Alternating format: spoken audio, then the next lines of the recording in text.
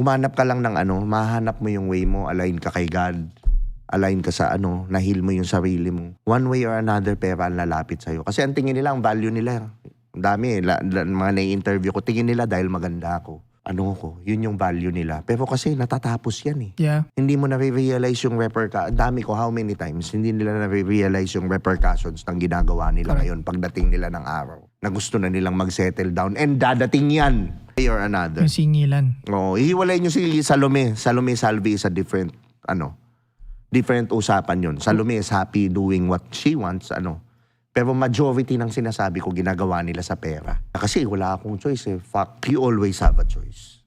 So hindi ka naniniwalang wala silang choice? You always have a choice. Ayaw mo lang gawin. Kasi gusto mo, luxury ka kagad. Titihaya ka lang, may 1.5 ka na. Yun ang gusto mo. Ibig sabihin mo tamad sila? Tamad sila. Exactly.